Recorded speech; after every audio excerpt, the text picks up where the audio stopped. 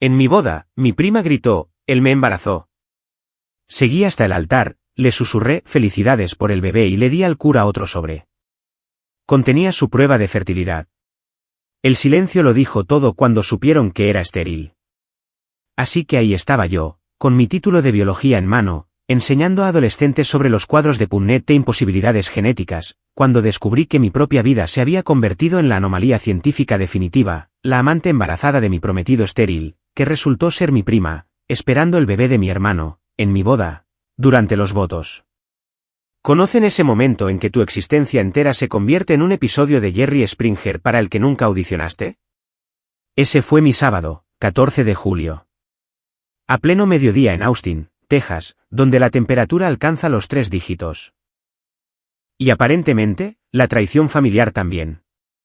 Mi nombre es Isabela Vargas, tengo 32 años y enseño biología en Westlake Kick School. Me paso los días explicando los rasgos dominantes y recesivos a adolescentes que apenas pueden deletrear mitocondria. Irónico, considerando que pasé por alto la señal de alerta genética más obvia en mi propia relación durante más de 2 años. Mateo Ríos, 33, director de marketing. 1,80 m de ambición mediocre envuelto en trajes de Brooks Brothers y promesas vacías sobre nuestra futura familia. Nos conocimos en una gala benéfica, porque por supuesto que sí. Esto es Austin, donde todo el mundo está en tecnología o finge preocuparse por la agricultura urbana sostenible. Era encantador de esa manera agresivamente tejana. Todo, sí, señora, y opiniones sobre barbacoa. Caí como una idiota con un doctorado. 2 años y 3 meses de mercados de agricultores los sábados por la mañana, discutiendo si Franklin's o la barbecue tenían mejor brisket, tolerando su obsesión con el fútbol americano de la Universidad de Texas a pesar de que nunca asistió a la UT.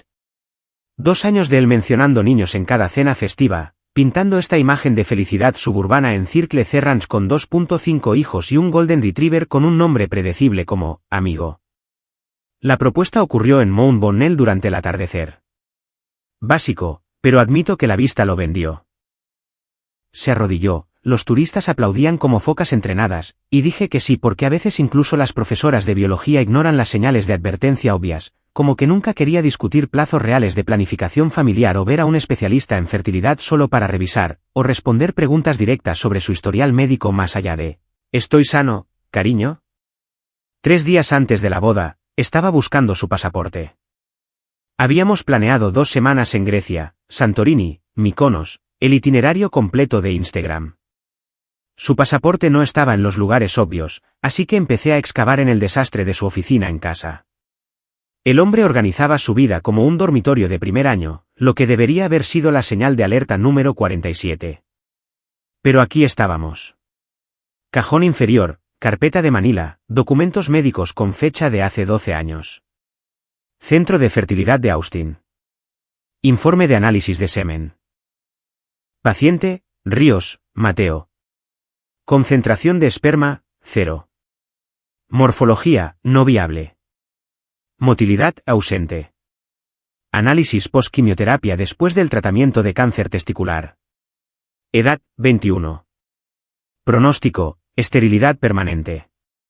Me senté allí, en el suelo de su oficina, con el zumbido del aire acondicionado, mirando la prueba clínica de que cada conversación sobre nombres de bebés y colores para la guardería había sido puro teatro.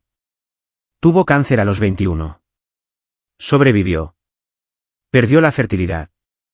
Nunca lo mencionó. Ni una sola vez. No durante el juego de ¿cuál es tu mayor secreto?, en nuestra tercera cita. No cuando mencioné casualmente que quería tener hijos algún día.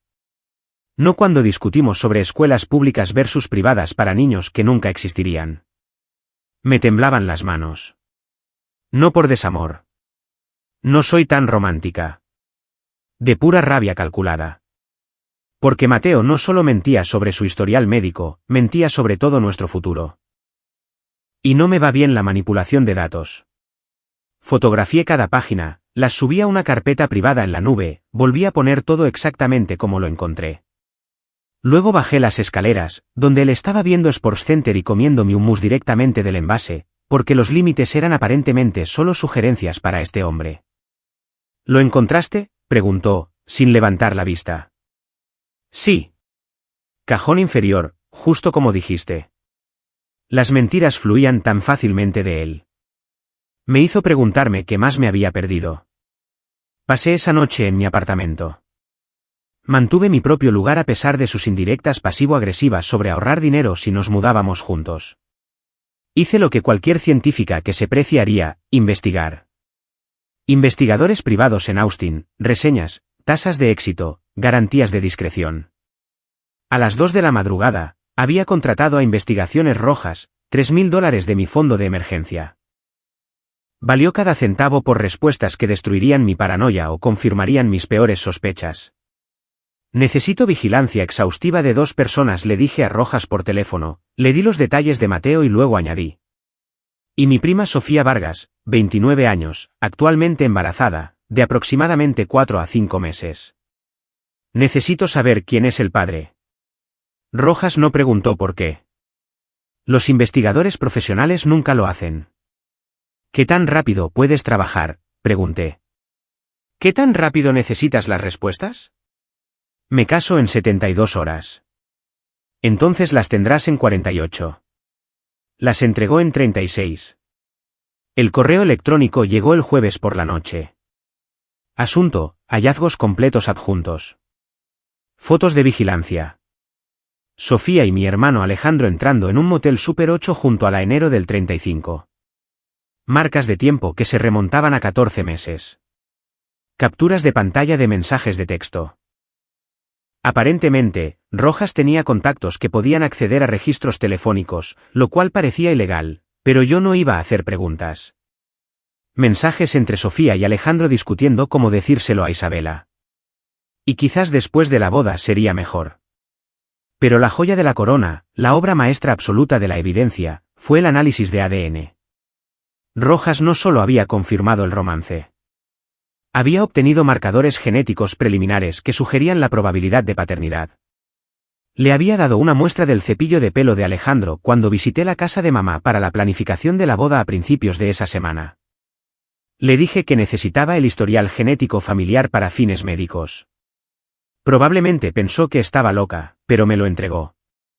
El análisis preliminar mostró una alta probabilidad de paternidad basada en marcadores genéticos.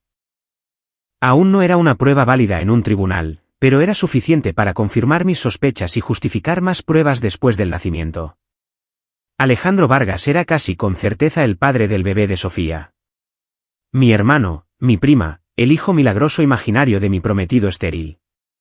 Me senté allí en mi apartamento, con el portátil abierto, las carpetas de pruebas organizadas con la precisión de alguien que alfabetiza su estante de especias, y empecé a reír. El tipo de risa que preocupa a los vecinos. El tipo que te hace cuestionar tu control sobre la realidad. Pero esto es lo que pasa cuando eres profesora de biología. Aprendes a apreciar la hermosa complejidad de la naturaleza, la herencia genética, la probabilidad, la certeza matemática de que los mentirosos siempre dejan pruebas. Y yo tenía todas las pruebas que necesitaba. El viernes por la mañana, fui a un FedEx en South Congress. Imprimí todo. Copias a color, alta resolución, encuadernado con espiral, como una tesis doctoral. Hice 3 juegos, los sellé en 3 sobres separados. El viernes por la tarde, me reuní con el padre Miguel en la Catedral de Santa María porque, sí, íbamos a tener una ceremonia católica completa a pesar de que la familia de Mateo era bautista y la mía era de todo menos practicante. Su madre insistió. Ya no me importaba. Padre Miguel, dije, poniendo los sobres en sus manos. Necesito que haga algo inusual durante la ceremonia de mañana. Parecía preocupado. Los sacerdotes siempre lo parecen cuando las novias aparecen solas el día antes de su boda. Si algo interrumpe la ceremonia mañana, y me refiero a cualquier cosa, necesito que abra estos sobres y lea su contenido en voz alta. Cada palabra, cada página. ¿Puede hacer eso? Isabela, ¿está todo bien? Lo estará mañana a mediodía. Se lo prometo. El viernes por la noche, me hice la manicura. Rojo intenso. Lo llamé, carmesí venganza, en mi cabeza. Comí Tex-Mex en CHUYS, bebí exactamente 2 margaritas, me fui a casa y dormí como alguien que acaba de entregar su tesis doctoral. El sábado por la mañana, me desperté a las 6 de la mañana, me peiné en el salón. Rizos sueltos, muy romántico, muy de novia tradicional. La maquilladora vino a mi apartamento a las 9. Me hizo parecer luminosa, lo que me pareció apropiado para alguien a punto de cometer un homicidio social. El vestido colgaba en mi armario. Un Vera Wang color blanco roto, porque soy realista con el simbolismo. Costó más que la cuota de mi coche. Me quedaba perfecto porque no había comido por estrés ni una sola vez durante todo este desastre. Funcionaba con pura energía vengativa. Me lo puse, me miré en el espejo y vi a alguien que acababa de convertir una ceremonia de boda en la lección de biología más educativa de su carrera. Mi teléfono vibró. Un mensaje de Mateo. No puedo esperar a casarme contigo. Te quiero mucho. Nos vemos en el altar. Sonreí y respondí, nos vemos allí. Luego cogí mi teléfono, mi carpeta de pruebas, copia de seguridad, y me dirigí a la Catedral de Santa María. Era hora de ir a la iglesia. La Catedral de Santa María parecía como si un tablero de painte estuviera explotado. Rosas blancas por todas partes porque la madre de Mateo, Patricia Ríos, tenía opiniones sobre la elegancia clásica que expresaba con la sutileza de un megáfono. Cintas de color crema en cada banco. Un cuarteto de cuerda tocando el canon de Pachelbel como si fuéramos la primera pareja en la historia en descubrirlo. 200 invitados con sus mejores galas de boda de verano, fingiendo que la humedad de Austin no estaba convirtiendo el pelo de todos en experimentos científicos. Llegué a la suite nupcial a las 10:30. Mi dama de honor, Elena Morales, compañera de la universidad, abogada de patentes, la única persona en la que confiaba para no acostarse con mis parientes, me miró a la cara y supo que algo era catastrófico. Estás demasiado tranquila, dijo, ajustándome el velo. Se supone que las novias están nerviosas. Pareces a punto de defender una tesis. Casi. Isabela, ¿qué has hecho? Nada todavía. Pero pregúntame de nuevo en 90 minutos. Me miró fijamente. Elena me conoce desde el primer año en la Universidad de Rice. Me vio pasar noches en vela estudiando química orgánica, sobrevivir a un director de tesis que pensaba que dormir era para los débiles, y una vez pasar 6 horas alfabetizando mis libros de texto por fecha de publicación. Sabía cuando estaba operando en un nivel diferente de concentración. ¿Debería preocuparme?, preguntó. Depende. ¿Tienes dinero para la fianza? Siempre. Entonces estamos bien. Abajo, podía oír el caos de la coordinación preceremonia. Los padrinos de Mateo, todos colegas de marketing llamados Lucas y Marco, probablemente discutiendo sobre si ir a los bares de la calle Sexta después de la recepción. Mi familia llegando en grupos porque los Vargas no hacen nada en silencio. La voz de mamá se oía a través del sistema de ventilación de la catedral, probablemente microgestionando los arreglos florales a pesar del visible agotamiento de la organizadora de bodas. Y en algún lugar de esa multitud, Sofía se contoneaba con sus 5 meses de embarazo, haciendo de prima inocente, probablemente vistiendo algo pastel y chic de maternidad de una de esas boutiques de South Congress que cobran $300 por tela elástica. Alejandro también estaría allí. Mi hermano, 35 años, trabaja en bienes raíces comerciales, conduce un Tesla que en realidad no puede permitirse, y aparentemente no podía quitarle las manos de encima a nuestra prima durante las reuniones familiares. La precisión matemática sugería que la concepción ocurrió alrededor de Acción de Gracias, lo que significaba que se habían estado viendo a escondidas durante la cena del pavó mientras yo pasaba la salsa de arándanos como una idiota. Todo el asunto tenía una cualidad de tragedia griega, excepto que con más tacos de desayuno y menos togas. 11:45, Elena me entregó mi ramo, peonías blancas, porque esos detalles realmente me importaban cuando pensaba que esta boda era real. El fotógrafo quería fotos preceremonia.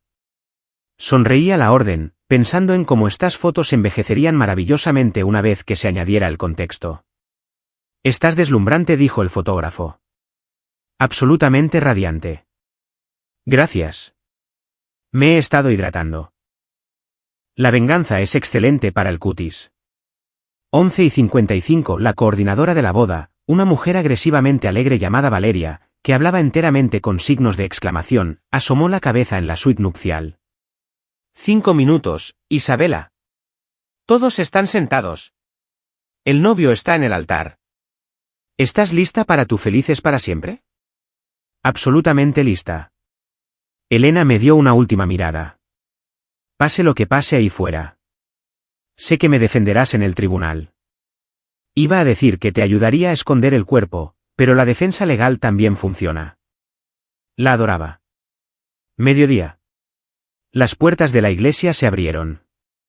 El canon de Pachelbel alcanzó ese crescendo que hace llorar a todo el mundo en las bodas. Entré en el pasillo central, ramo en mano, velo perfectamente arreglado, luciendo una sonrisa que habría ganado un Oscar. 200 rostros se giraron hacia mí. Reconocí a la mayoría. Los colegas de trabajo de Mateo, probablemente preguntándose si la barra libre valdría la pena para aguantar una ceremonia católica. Mis amigos profesores de Westlack ya llorando porque Kendra, la de inglés, llora con los anuncios. Parientes lejanos que solo aparecieron por la comida gratis y el drama familiar. Y allí, cuarta fila a la izquierda, estaba sentada Sofía, con un vestido de maternidad azul celeste, las manos descansando sobre su vientre como en una pintura de la Madonna, luciendo serena y santa y absolutamente llena de mentiras. A su lado, Alejandro, con un traje azul marino y una barba que se había dejado crecer recientemente, probablemente pensando que le hacía parecer distinguido en lugar de alguien que había traicionado a su hermana con su prima. No me miró a los ojos. Cobarde. Seguí caminando, con pasos lentos y medidos, haciendo contacto visual con los invitados, interpretando mi papel. En el altar, Mateo estaba de pie, genuinamente emocionado, con lágrimas en los ojos. Su padrino, Lucas, un tipo de las finanzas, entusiasta del CrossFit, que definitivamente votó a favor de las regulaciones de criptomonedas, le dio una palmada de apoyo en el hombro. El padre Miguel esperaba con su cara de sacerdote, sosteniendo su Biblia y probablemente mis 3 sobres en algún lugar al alcance de su sotana. Habíamos ensayado esto el viernes por la noche. Sabía su papel. Llegué al altar, le entregué mi ramo a Elena, tomé las manos de Mateo. «Estás tan hermosa», susurró. «Gracias». «Eres tan misterioso», susurré de vuelta. Sonrió, confundido. Antes de que pudiera preguntar a qué me refería, el padre Miguel carraspeó. «Queridos hermanos, estamos reunidos aquí hoy». Fue entonces cuando Sofía decidió contribuir a la ceremonia. «Deténganse». 200 cabezas se giraron. Sofía se puso de pie, con las manos en el vientre, la cara sonrojada, interpretando angustia como en una audición de teatro comunitario. «No puedo permitir que esto suceda», anunció, con la voz temblando con lo que estoy segura de que pensaba que era una emoción convincente. «Estoy embarazada y Mateo es el padre». Silencio perfecto. El tipo de silencio en el que puedes oír el zumbido de los conductos del aire acondicionado. La cara de Mateo pasó de la confusión al pánico. «¿Qué?» «Sofía, ¿de qué?» «De 5 meses», continuó, comprometiéndose de verdad con la escena. «Nos hemos estado viendo». «Lo siento mucho, Isabela». «Lo siento muchísimo, pero él necesita saber sobre su bebé». Patricia Ríos jadeó como si le hubieran disparado. Lucas, el padrino, parecía como si sus suplementos de CrossFit hubieran dejado de funcionar. El cuarteto de cuerda se quedó congelado, violines en mano, probablemente preguntándose si esto era arte performático. Mi madre gritó: «Sofía Vargas, siéntate ahora mismo», pero yo solo sonreí. Me volví hacia Mateo, observándolo tratar de formular palabras con un cerebro claramente en cortocircuito. «Mateo», dije, lo suficientemente alto para que la acústica de la catedral lo llevara. «Es una noticia increíble. Felicidades por el bebé». Él parpadeó. «Isa, te juro que nunca». «No, de verdad. Estoy impresionada. De verdad». Me volví hacia el padre Miguel. «Padre, ¿podría abrir esos sobres ahora?» Sus ojos se abrieron un poco, pero metió la mano en su sotana y sacó los 3 paquetes sellados. «Léalos», dije en voz alta. «Cada página, cada palabra». «Isa, ¿qué es esto?» La voz de Mateo ahora tenía un borde de pánico. «Ciencia», dije. «Solo ciencia». El padre Miguel abrió el primer sobre, sacó los documentos y comenzó a leer. Centro de Fertilidad de Austin. Paciente, Ríos, Mateo. Fecha del análisis, hace 12 años. Resultados del análisis de semen. Vi cómo el color desaparecía del rostro de Mateo. El padre Miguel continuó, bendito sea su compromiso con una liturgia exhaustiva. Concentración de esperma, 0. Morfología, no viable. Motilidad, ausente. Análisis post-quimioterapia después del tratamiento de cáncer testicular. Edad, 21. Diagnóstico, esterilidad permanente. La catedral pasó de estar en silencio a un tipo diferente de silencio. El tipo donde todos han olvidado cómo respirar. Es estéril, anuncié, volviéndome para dirigirme a la congregación como si estuviera dando clase de biología. Lo ha sido desde la universidad. Cáncer testicular. Muy desafortunado. 0% de posibilidades de concepción natural. Médicamente imposible. Patricia Ríos hizo un sonido como de un animal herido. Mateo intentó agarrarme del brazo. Isa, déjame explicarte. Oh, aún no hemos terminado. Hice un gesto al padre Miguel. Segundo sobre, por favor. Lo abrió. Este tenía fotografías. Investigaciones Rojas hizo un trabajo excelente.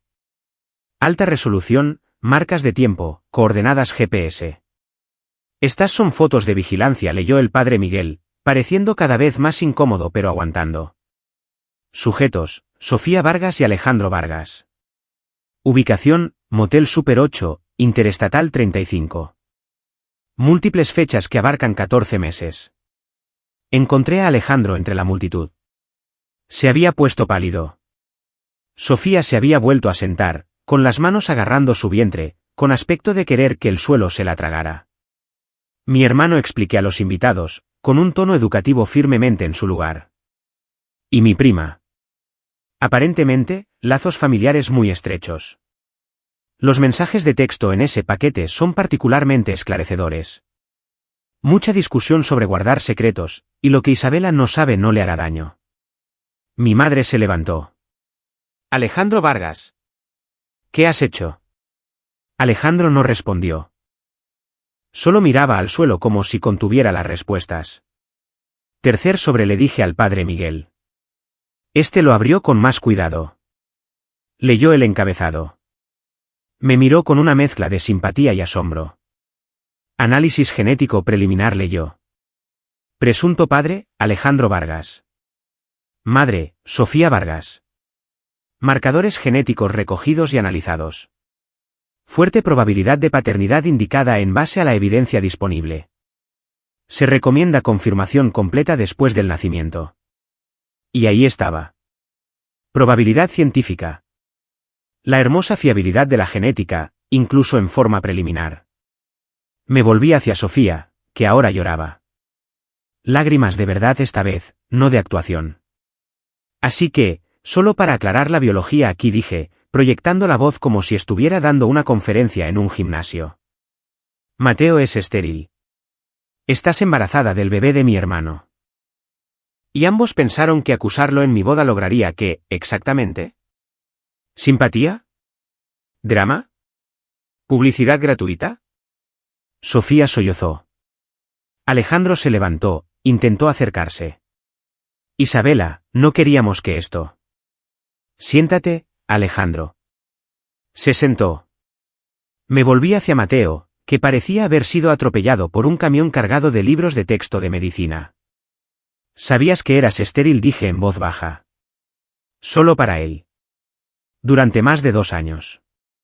Todas esas conversaciones sobre nombres de bebés, colores para la guardería, planificación familiar. Me mentiste a la cara cada día. Iba a decírtelo. ¿Cuándo? ¿Después de que adoptáramos? ¿Después de que yo pasara años intentando concebir de forma natural y pensando que algo andaba mal conmigo? No tuvo respuesta. Por supuesto que no.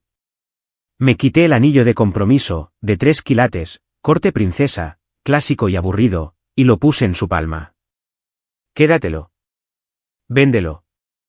No me importa. Me volví para encarar a la congregación una última vez.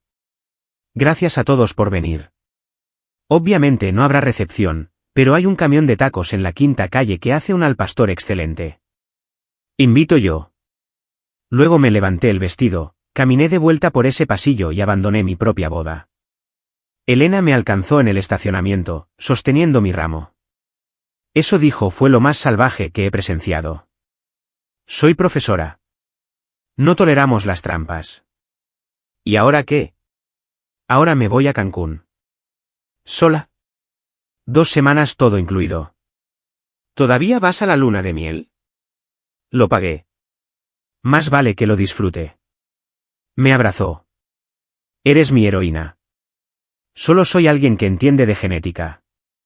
Cancún me dio exactamente lo que necesitaba. Margaritas carísimas, sol agresivo y el bendito silencio de todos los que habían asistido a mi ejecución pública disfrazada de ceremonia de boda.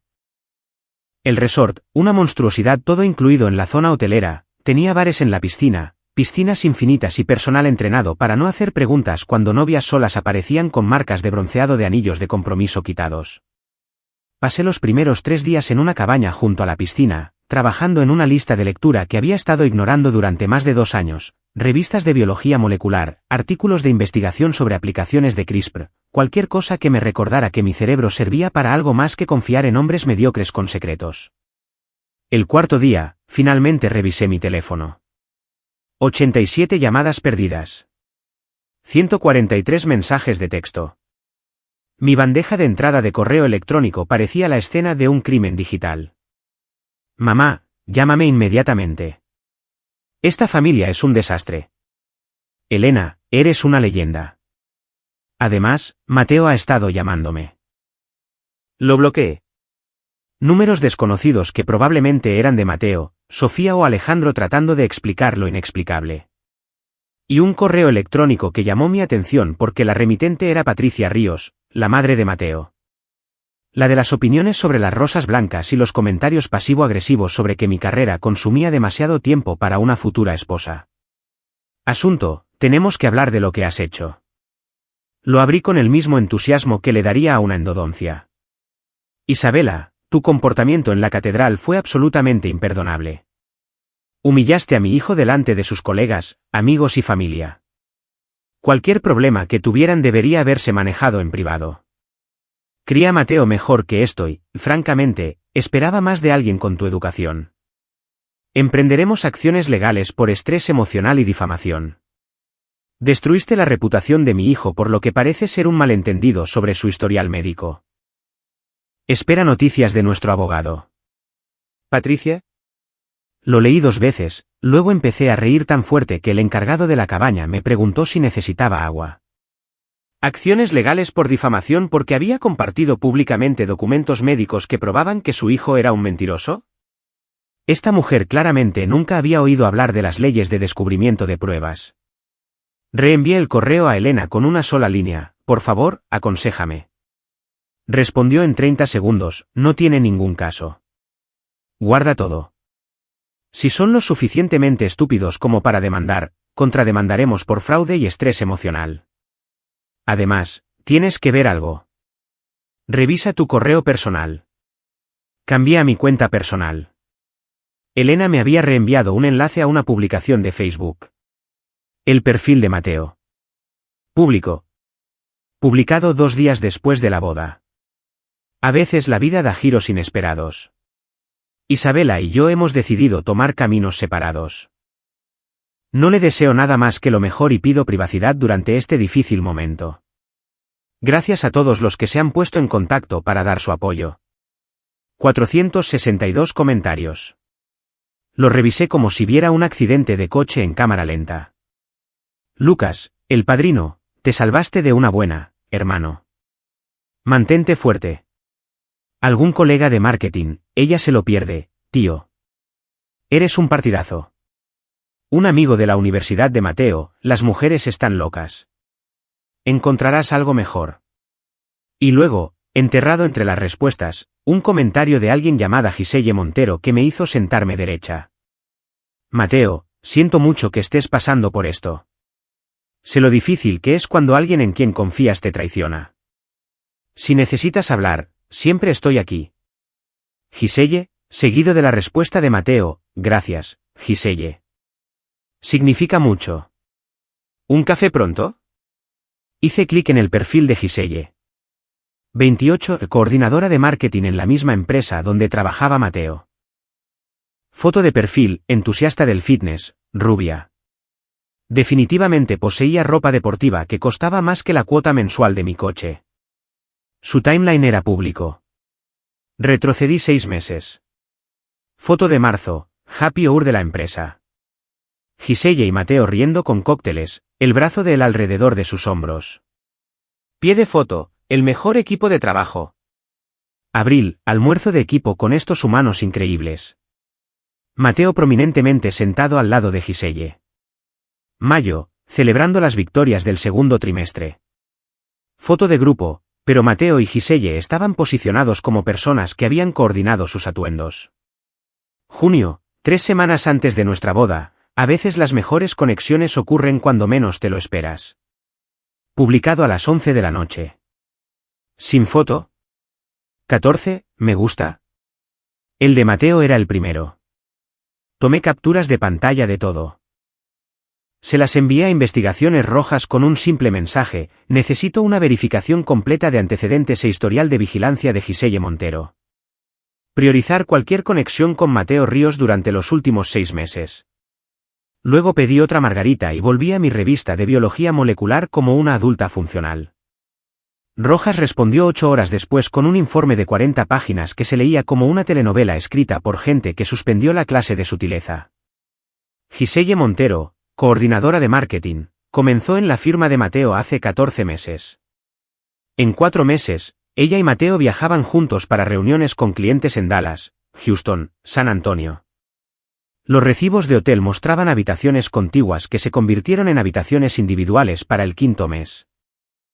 Extractos de tarjetas de crédito. Los contactos de Rojas eran genuinamente impresionantes y posiblemente ilegales. Mostraban que Mateo había estado pagando cenas en restaurantes caros de Austin a los que nunca me había llevado. Justines, Uchi, Addak. Todas en fechas en las que me había dicho que estaba trabajando hasta tarde en campañas. Los registros telefónicos indicaban llamadas diarias entre ellos, con un promedio de 45 minutos cada una. Las muestras de mensajes de texto que Rojas de alguna manera adquirió incluían joyas como: no puedo esperar a verte esta noche, y esto es complicado, pero vale la pena. El remate: Giselle había acompañado a Mateo a una cita médica en el centro de fertilidad de Austin hace 6 meses, el mismo centro que había diagnosticado su esterilidad 12 años antes. Las notas de la cita de nuevo: los métodos de Rojas eran cuestionables pero efectivos. Indicaban que el paciente y su pareja discutían opciones de FIV con material de donante. Pareja, no prometida. ¿Pareja? Había estado planeando un futuro con ella mientras planeaba una boda conmigo. Me senté allí, en el balcón de mi resort, viendo el atardecer caribeño teñir todo de un dorado rosado, y sentí que algo cambiaba de la ira al cálculo frío. Esto ya no se trataba solo de humillación pública. Esto era fraude. Fraude financiero. Había gastado $23.000 en una boda que Mateo sabía que nunca sucedería. Depósitos del lugar, catering, fotógrafo, flores, el vestido, el alquiler de su traje, las invitaciones, todos los gastos catastróficos de la cultura de las bodas americanas. Habíamos mantenido las finanzas separadas. No soy completamente ingenua, pero yo había pagado todo lo relacionado con la boda porque él había afirmado que su salario de marketing estaba ajustado después de comprar su condominio en el centro. Mujer noble e independiente, dividiendo los costos de manera justa, excepto que él había estado desviando dinero a otra mujer todo el tiempo. Abrí mi portátil y empecé a crear hojas de cálculo. Cada gasto, cada recibo, cada depósito y transacción relacionada con nuestra relación. Los costos de la boda, el viaje a Grecia que había reservado y pagado, los muebles que había comprado para su condominio porque quería que construyéramos nuestro espacio juntos, incluso la ridícula clase de cocina para parejas en la que había insistido en Central Market que costó $300 y no nos enseñó absolutamente nada, excepto que él no sabía picar una cebolla. Inversión financiera total en la relación con Mateo Ríos, $47,863. Creé un segundo documento, cronología del engaño. Cada mentira que había contado, cada evento de trabajo que probablemente fue una cita con Giselle, cada conversación sobre nuestra futura familia que él sabía que era imposible. Luego investigué las leyes de fraude de Texas, específicamente la inducción fraudulenta, la tergiversación intencional y el robo civil. Resulta que mentirle a alguien sobre tu estado de fertilidad mientras discutes matrimonio e hijos cumple con varias definiciones legales interesantes, especialmente cuando se combina con explotación financiera y evidencia de relaciones simultáneas. El 7º día en Cancún, llamé a Elena. Necesito que redactes una demanda.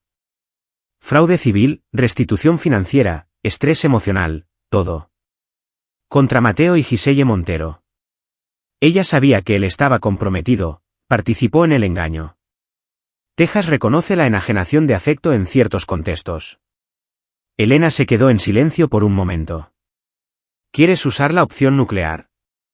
Quiero recuperar mi inversión y asegurarme de que esto no le suceda a la próxima a la que engañe.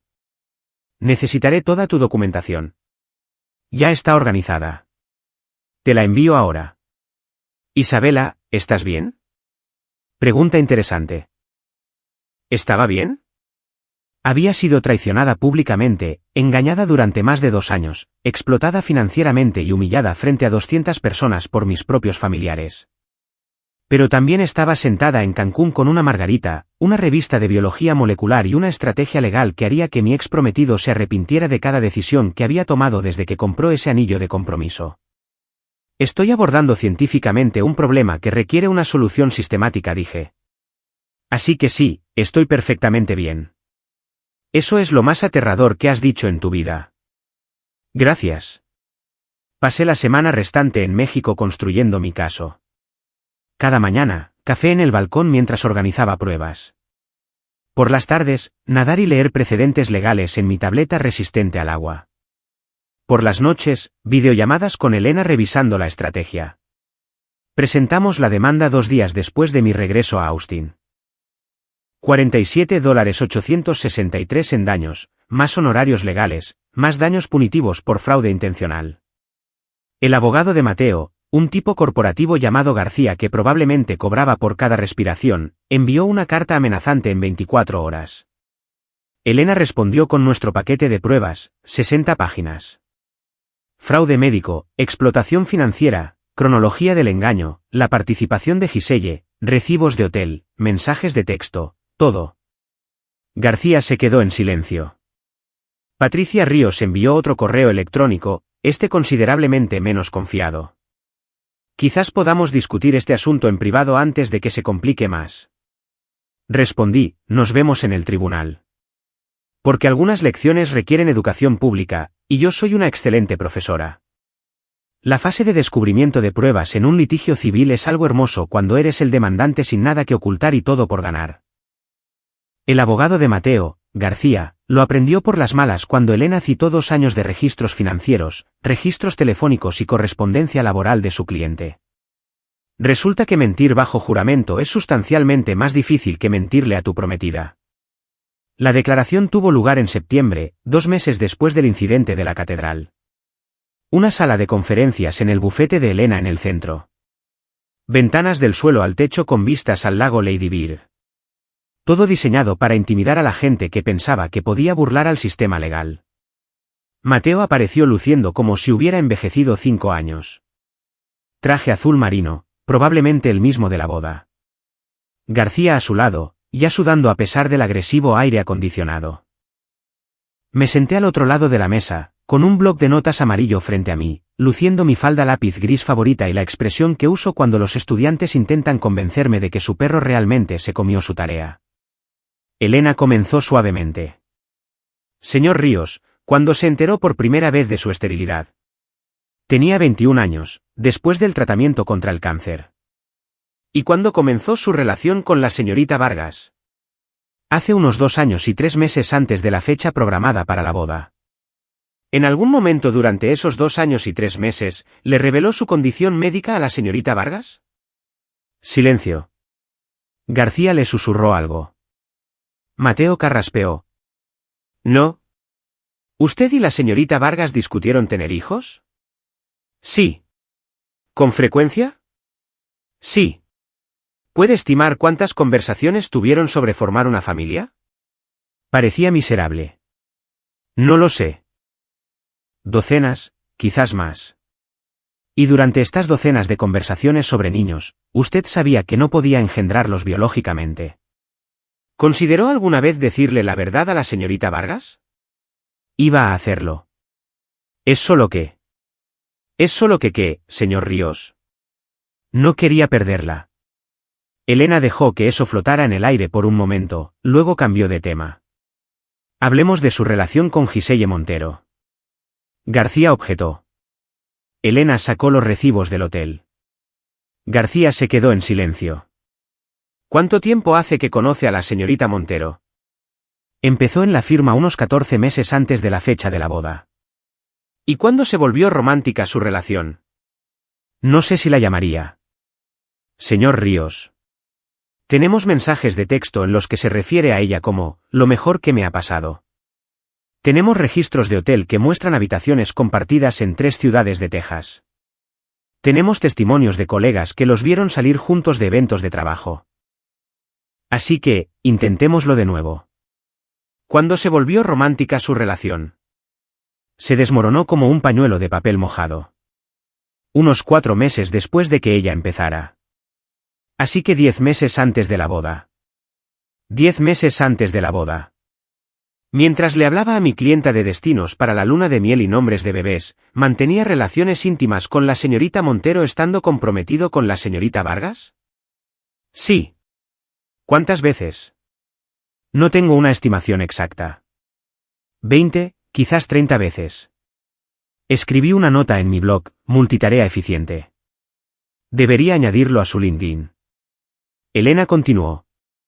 ¿Sabía la señorita Montero que usted estaba comprometido? Sí. ¿Sabía ella sobre la planificación de la boda de la señorita Vargas y las inversiones financieras en su futuro juntos? Supongo que sí. Trabajábamos en el mismo edificio. La gente hablaba. Así que ella era consciente de que estaba participando en un engaño que le estaba costando a la señorita Vargas decenas de miles de dólares. García intentó objetar de nuevo. Elena lo desestimó con jurisprudencia. Estaba disfrutando esto más de lo que había disfrutado nada desde que descubrí la genética molecular. ¿Acompañó a la señorita Montero al centro de fertilidad de Austin en febrero? La cara de Mateo hizo algo complicado. Sí. ¿Por qué? Estábamos discutiendo opciones. ¿Qué tipo de opciones, señor Ríos? FIV con material de donante. Así que, para aclarar, mientras estaba comprometido con la señorita Vargas y discutía formar una familia con ella, una familia que usted sabía que era biológicamente imposible, estaba planeando simultáneamente usar la reproducción asistida con la señorita Montero. No fue así. ¿Cómo fue entonces? No tenía una respuesta que no lo destruyera aún más. Elena pasó 3 horas más demoliendo sistemáticamente cada defensa que García había preparado. Al final, Mateo parecía haber pasado por una trituradora de madera hecha de precedentes legales. El verdadero regalo llegó durante la declaración de Giselle 2 semanas después. Apareció con un atuendo de negocios, el pelo rubio en una coleta profesional, interpretando a la espectadora inocente atrapada en el drama de otra persona. Duró aproximadamente 12 minutos antes de que Elena la rompiera como una galleta de la fortuna. Señorita Montero, ¿cuándo le informó el señor Ríos que estaba comprometido? Al principio. Solo éramos amigos entonces. ¿Cuándo la amistad se convirtió en algo más? Simplemente sucedió de forma natural. En una fecha específica, presumiblemente, en un lugar específico. ¿Puede darnos detalles? ¿Tartamudeó? ¿Dio detalles? Un hotel en Houston durante una reunión con un cliente que resultó ser 90% romance, 10% trabajo real. ¿Sintió alguna preocupación ética por salir con un hombre comprometido? Era complicado. Fue complicado cuando lo acompañó a una clínica de fertilidad para planificar sus futuros hijos mientras su prometida planeaba una boda. El abogado de Giselle, un socio junior que parecía recién salido de la Facultad de Derecho, intentó intervenir. Elena lo enterró en documentación.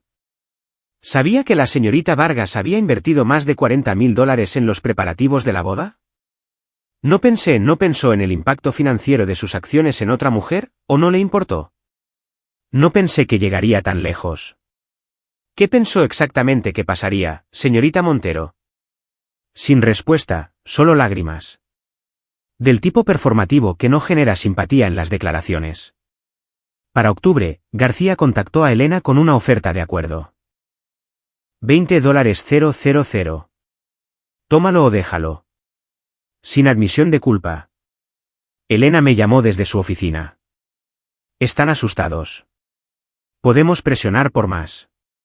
Contraoferta, dije. La cantidad total más los honorarios legales, una disculpa pública de Mateo y Giselle publicada en sus redes sociales, y una condición adicional. ¿Qué condición? Mateo tiene que revelar su historial médico a cualquier futura pareja romántica en las primeras 3 citas. Por escrito, con documentación médica. El incumplimiento desencadenará sanciones económicas pagaderas a una organización benéfica de salud femenina de mi elección. Elena se rió. Probablemente no sea legalmente exigible, pero será divertido exigirlo. Contraofertamos. García lo llamó absurdo y vengativo.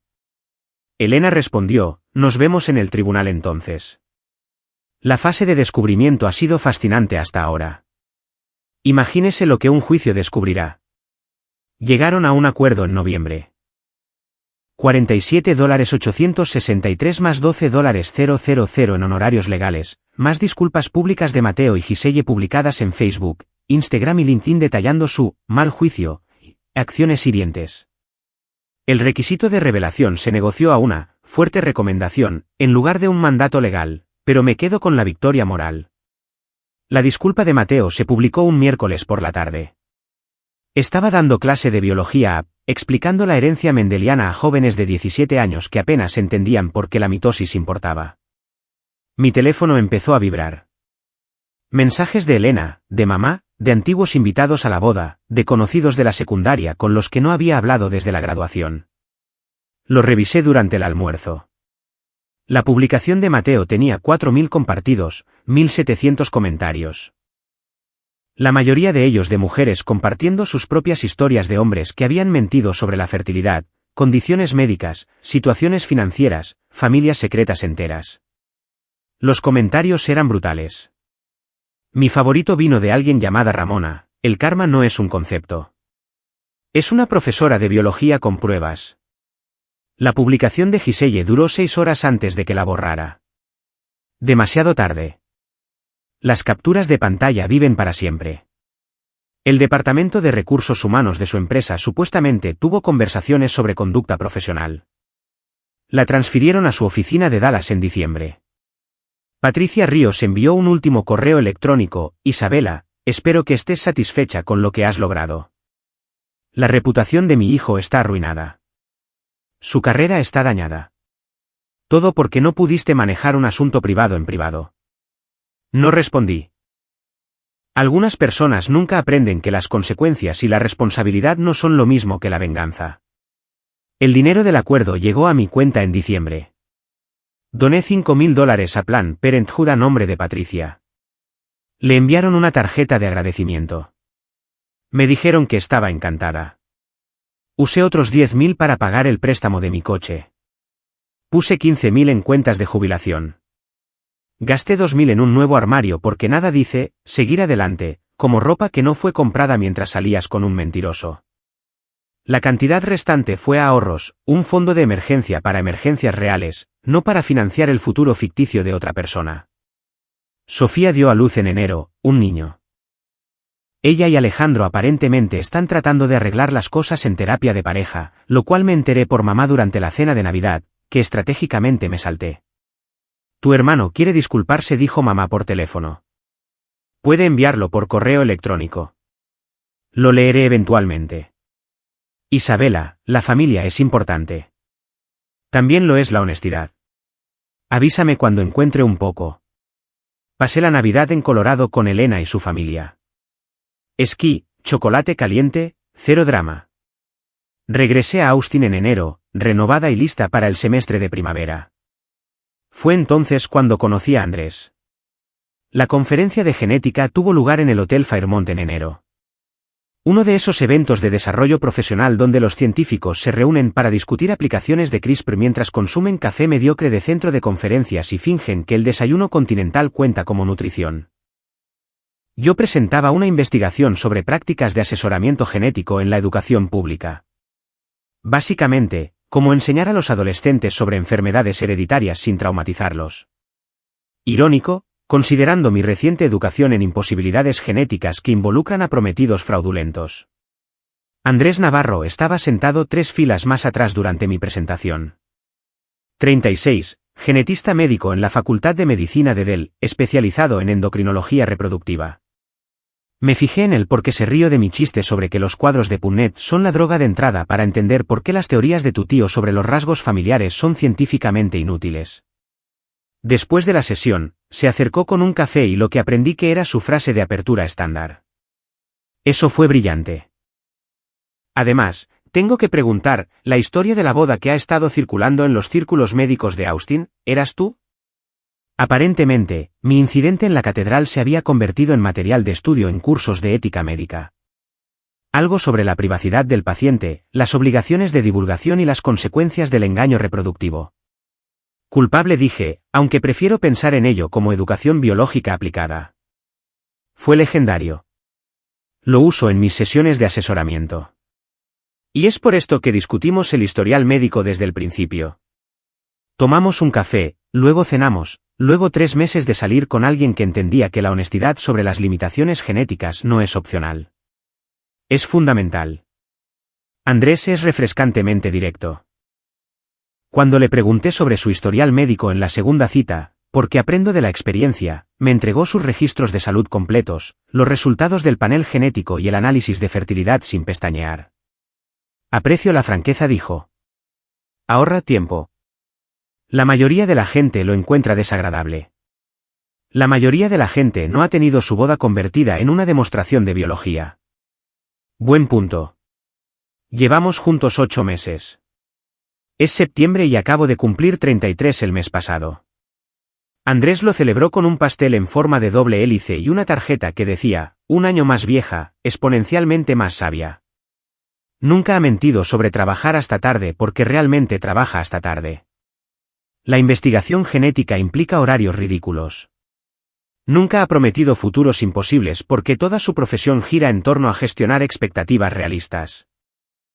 Y cuando su madre preguntó sobre nietos durante la cena del domingo, él explicó con calma que discutiríamos la planificación familiar cuando y si fuera apropiado, y que tal vez a ella le gustaría más estofado. Puede que me case con este eventualmente. Sin drama en la catedral. Mateo está haciendo lo que sea que la gente hace después de la humillación pública y los acuerdos legales. Lo último que supe, a través de los deprimentemente pequeños círculos profesionales de Austin, es que había aceptado un puesto de marketing en San Antonio. Un nuevo comienzo, una nueva ciudad, probablemente nuevas mentiras para gente nueva, aunque espero que los términos de mi acuerdo fomenten la divulgación. Giselle sigue en Dallas. Su perfil de LinkedIn ahora enfatiza la integridad y la ética profesional, lo que sería hilarante si no fuera tan predecible. Las personas que violan la ética siempre se reinventan como entusiastas de la ética después. Sofía y Alejandro están criando a su hijo. Lo llamaron Carter, lo cual está bien, supongo. Aunque yo habría sugerido algo con menos probabilidades de convertirse en un futuro presidente de fraternidad. Mamá dice que están arreglando las cosas en terapia, lo que se traduce en evitar reuniones familiares a las que Isabela podría asistir. Estoy bien con ese arreglo. Mamá misma se ha vuelto sorprendentemente comprensiva, posiblemente porque se dio cuenta de que yo no era la villana en esta tragedia griega en particular. Llama semanalmente, me actualiza sobre dramas familiares que no necesito saber y ocasionalmente menciona lo impresionante que fue mi victoria legal. Pequeños pasos hacia una dinámica familiar funcional. Elena sigue siendo mi heroína. Enmarcó el talón del cheque del acuerdo y lo colgó en su oficina con una placa que dice, justicia basada en la evidencia. Su bufete utiliza mi caso en seminarios de formación sobre la documentación exhaustiva y la importancia de las pruebas, literales y figurativas. Sigo enseñando biología en Westlake. Sigo explicando la herencia genética a adolescentes que piensan que nunca necesitarán esta información.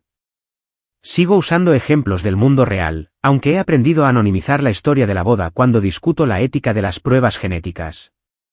Así que, teóricamente les digo a mis estudiantes, si alguien afirma un embarazo que es biológicamente imposible basado en evidencia médica documentada, ¿qué nos dice eso? Las manos se levantan. A estos chicos les encanta el drama disfrazado de ciencia. Que alguien está mintiendo, ofrece Beto desde la tercera fila. Más específicamente, que varias personas están mintiendo, corrijo.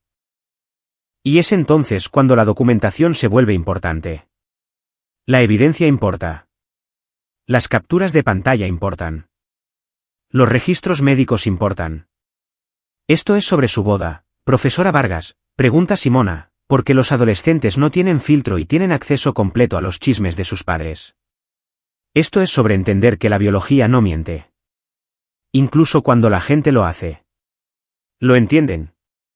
Quizás lo recuerden cuando sean mayores y alguien intente manipularlos con imposibilidades médicas u omisiones convenientes.